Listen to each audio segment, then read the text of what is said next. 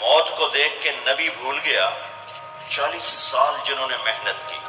دیکھو ہمارے نبی ہجرت کے لیے گھر سے نکلے جمعہ کی رات 27 صفر نبوت کا 14واں سال اور جمعہ کی رات تھی. تو ابو بکر رضی اللہ تعالیٰ عنہ نے عرض کی یا رسول اللہ میں نے ایک غار ڈھونڈا ہوا ہے، وہاں چل کے چھپتے ہیں، پھر جب ہماری طلب کوئی ختم ہو جائے گی پھر ہم نکلیں گے. چلو اب کبھی آگے چلیں کبھی پیچھے، کبھی ہمارے نبی کے آگے ہوں کبھی پیچھے ہوں، کبھی آگے ہوں کبھی پیچھے. تو آپ نے فرمایا کہ ابو بکر یہ کیا کرو، کبھی آگے کبھی پیچھے، کبھی آگے کبھی پیچھے. تو کہنے لگے یا رسول اللہ اخاف الرصد فامشی امامک واخاف الطلب فامشی خلفک. یا رسول اللہ جب مجھے یہ خیال آتا ہے کہ آگے کوئی دشمن چھپا ہوا وار نہ کر دے تو میں آگے چلتا ہوں کہ وار میرے اوپر پڑے آپ پہ نہ پڑے، اور جب مجھے خیال آتا ہے کہ پیچھے سے آ کے حملہ نہ کر دے تو میں بھاگ کے پیچھے ہو جاتا ہوں کہ اگر کوئی وار کرے تو میرے اوپر آئے آپ پر نہ آئے. انا لمدرکون. ابو بکر کا عمل اور بنی اسرائیل کا عمل آپ فرق دیکھ رہے ہو. اگلے دن اچھا ہمارے نبی پنجوں پہ چل رہے تھے، پنجوں پہ، پورا پاؤں نہیں کہ اس زمانے میں کھوجی، جب تک کچی سڑکیں تھی یہ علم تھا. خود ہمارے گاؤں میں کھوجی تھے، کچی سڑکوں پہ پاؤں کے نشان پر چلتے چلتے سینکڑوں میل چلے جاتے تھے. ہمارے دادا کے اونٹ چوری ہوئے ڈیرہ غازی خان. چوری ہونا کوئی بڑی بات نہیں تھی، بیزتی سمجھی جاتی تھی اس زمانے میں، فلانے سردار دی چوری ہو گئی. تو وہ کھوجی کو لے کر چلے میاں چنو کے پاس ہمارا گاؤں ہے، وہاں سے چلتے چلتے ڈیرہ غازی خان سے چوٹی پہنچے پاؤں کا نشان دیکھتے دیکھتے، اور وہاں سے اپنے اونٹ لے کر واپس آئے. تو میرے نبی پنجوں پر چل رہے تھے کہ قدم کا نشان نہ پڑے. لہذا جب آپ پہاڑ کے قریب پہنچے، وہ سیدھا پہاڑ ہے بالکل غار ثور ایسے، جب آپ چڑھنے لگے تو انگلیاں اتنی درد کرنے لگیں کہ آپ سے چڑھا نہیں گیا. تو ابو بکر رضی اللہ تعالیٰ عنہ نے آپ کو کمر پہ بٹھایا اور کمر پہ بٹھا کے اس پہاڑ کو اوپر لے کر کے، کبھی اللہ آپ کو لے جائے تو آپ دیکھنا کتنا وہ اوکھا پہاڑ ہے جس پر ابو بکر اوپر لے کر گئے. پھر آپ کو باہر بٹھایا، کہا آپ باہر بیٹھیں. خود اندر تشریف لے گئے. اندھیرا تھا تو ٹٹول کے سوراخ بند کرنے شروع کیے، روڑے پتھر اس سے. اب سوراخ باقی تھے اور روڑے ختم ہو گئے تو اپنی پگڑی اتاری اور اس کو پھاڑ پھاڑ کے سوراخ بند کیے. پھر بھی سوراخ باقی تھے تو کرتا اتارا اور اس کو پھاڑ پھاڑ کے سوراخ بند کیے. پھر ایک سوراخ باقی رہ گیا، وہ جس میں سانپ تھا، اس کے اوپر اپنی ایڑی کو رکھ دی. پھر عرض کی یا رسول اللہ آپ تشریف لائیں. آپ کو اندھیرے میں پتہ نہیں چلا کہ ابو بکر کے نہ پگڑی ہے اور نہ کرتا ہے. جب تھوڑی روشنی ہوئی، صبح صادق ہوئی، روشنی ہوئی تو دیکھا ابو بکر کے نہ کرتا نہ پگڑی. تو آپ نے کہا ابو بکر تیرا کرتا تیری پگڑی؟ کہ یا رسول اللہ آپ یہ دیکھ رہے ہیں سارے سوراخ تھے، مجھے خیال ہوا کوئی چیز آپ کو تکلیف نہ پہنچائے تو میں نے یہ سارے بند کر دیے. تو اس پر ایک دم میرے نبی کی آنکھیں بھر آئیں اور اب بے ساختہ روئے اور ہاتھ اٹھا کر رکھا یا اللہ میں ابو بکر سے راضی ہوں، تو بھی اس سے راضی ہو جا اور اسے جنت میں میرا ساتھی بنا تھا. تو فوراً جبریل آئے اور عرض کی یا رسول اللہ، اللہ تعالیٰ فرما رہے ہیں کہ ہم ابو بکر سے راضی ہیں اور جنت میں آپ کا ساتھی بنانے کی بشارت دیتے ہیں. بنو اسرائیل کہہ رہے ہیں مروا دیا، اور ابو بکر کیا کر رہے ہیں آپ کو تقابل کر کے بتا.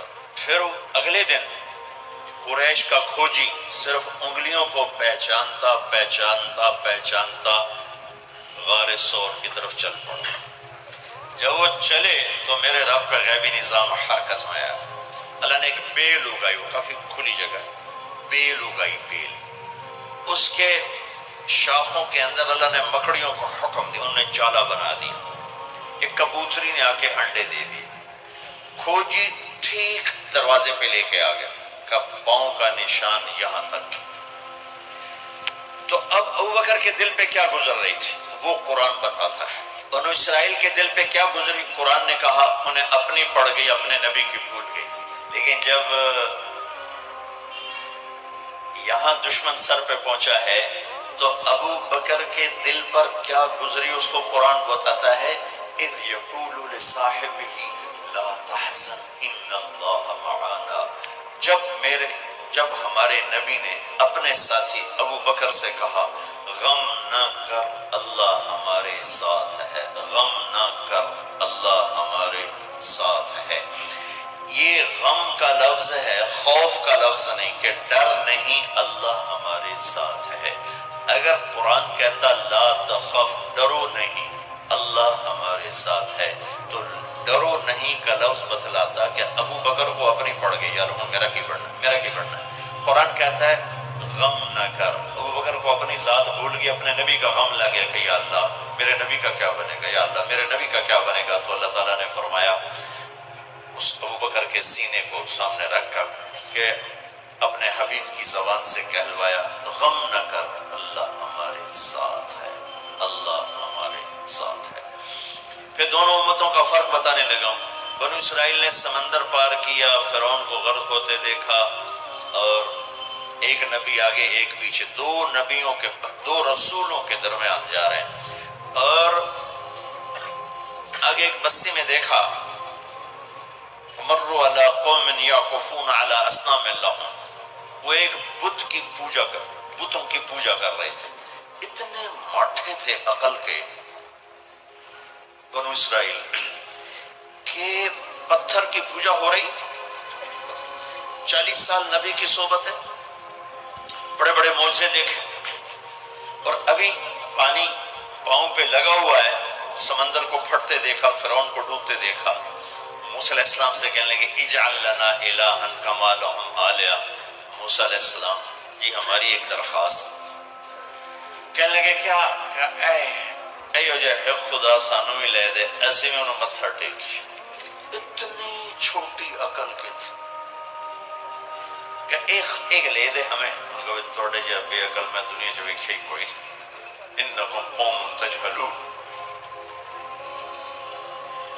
ہمارے نبی دنیا سے تشریف لے گئے، فوت ہوئے 12 ربیع الاول 7 جون 633 عیسوی 11 ہجری، پیر کا یہ تقریباً یہی ٹائم ہے، اس سے تھوڑا سا آگے، زور سے پہلے اب دنیا سے تشریف لے گئے، انتقال فرما گئے۔ اس صحابہ پہ عجیب و غریب کیفیت طاری ہوگی۔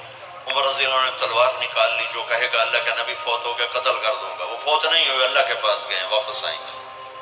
ابوبکر صدیق کو پتہ چلا، وہ عوالی ایک محلہ ہے، وہاں گئے ہوئے تھے اپنی بیگم کے پاس، وہاں سے دوڑتے ہوئے آئے، تھوڑے سے چھلانگ لگائی، گھر میں داخل ہوئے، اپنی بیٹی کے حضرت عائشہ کے گھر میں آپ کا انتقال ہوا، آپ کے چہرے سے کپڑا ہٹایا، ماتھا چوما، آنسو گرے، اور کہا طبت حیا و میتا، میرے محبوب آپ دونوں حالتوں میں پاک پاکیزہ خوشبودار ہیں، دنیا سے جانے کے بعد بھی اور دنیا میں رہتے ہوئے بھی۔ پھر تشریف لائے تو عمر کی آواز گرجدار، کوئی نہ کہے میرے نبی فوت ہو گئے۔ ممبر پر آ کر کھڑے ہوئے کہا عمر بیٹھ جاؤ، عمر کہنے لگے میں نہیں بیٹھتا، میں نہیں بیٹھتا۔ کہنے لگے ایھا الناس من کان یعبد محمدا فإن محمدا قد مات، جو لوگ محمد کی پوجا کرتے تھے تو سنو آج ان کو اللہ نے اٹھا لیا ہے۔ ومن کان یعبد اللہ فإن اللہ حی لا یموت، اور جو اللہ کی پوجا کرنے والے ہیں وہ سن لیں کہ اللہ موت سے پاک، زندہ، قائم دائم، حی قیوم موجود ہے۔ تو پھر آپ نے یہ آیت پڑھی انک میت وانہم میتون، میرے حبیب آپ نے بھی موت کا ذائقہ چکھنا ہے، وہ سب نے موت کا پیالہ پینا ہے۔ اور یہ آیت پڑھی وما محمد الا رسول قد خلت من قبل الرسل افإن مات او قتل انقلبتم على اعقابکم، میرے نبی بھی تو رسول ہیں جیسے اور رسول ہیں، ان کو بھی تو موت نے آنا ہے، تو تم میرا راستہ چھوڑ دو گے، میرا دین چھوڑ دو گے۔ تو عمر رضی اللہ تعالیٰ عنہ فرماتے ہیں میری ٹانگوں سے جان نکل گئی، چونکہ مجھے پتہ چل گیا کہ آپ فوت ہو گئے ہیں، تو میں یوں نیچے گرا، ایسے اسٹریٹ نیچے گرا کہ مجھے جو لگا جیسے یہ قرآن آج اترا ہے، جیسے یہ قرآن آج اترا ہے۔ تو ابوبکر صدیق رضی اللہ تعالیٰ عنہ صحابہ کا ایمان اور بنو اسرائیل کا ایمان اب تقابل، دو نبیوں کی موجودگی میں اتنے بڑے معجزے دیکھ کر ایک پتھر کا بت دے ہم بھی اس کو سجدہ کریں۔ اور یہاں میرے نبی دنیا سے جا چکے ہیں، اور ابوبکر صدیق اعلان کرتے ہیں کہ اللہ زندہ ہے، موت سے پاک ہے، اور میرے نبی کو اللہ نے بلا لیا، جیسے ہر نبی کو بلایا میرے نبی کو بھی بلا لیا ہے۔ پہلی امتوں کو 2 نمازیں، ہمیں 5۔ پہلی امتوں کی مسجد کوئی نہیں، ہماری مسجد۔ پہلی امتوں کی اذان کوئی نہیں، ہمیں اذان نہیں۔ اور اذان اتنا بڑا عمل بنا دیا میرے نبی نے کہ آپ نے فرمایا کہ اذان دینے والا قیامت کے دن سب سے اونچے مقام پر کھڑا ہوگا۔ حضرت علی فرمایا کرتے تھے کاش میں اللہ کے نبی سے حسن حسین کے لیے مسجد نبوی کی اذان مانگ لیتا، یہ حضرت علی فرمایا کرتے تھے۔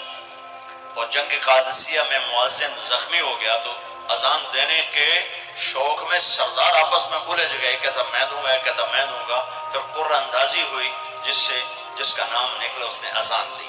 حضرت عمر فرمایا کرتے تھے اگر میں امیر المومنین نہ ہوتا، اگر میں خلیفہ وقت نہ ہوتا تو میں مسجد نبوی کا مؤذن بننا پسند کرتا۔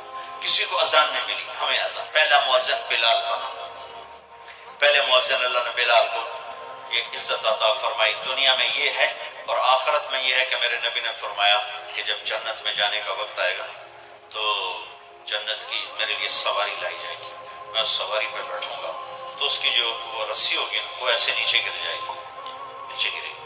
اس رسی کے یعنی اس کی جو لگام ہوتی ہے وہ نیچے گرنے کا مطلب ہے یہ ایسے نیچے گر گئی۔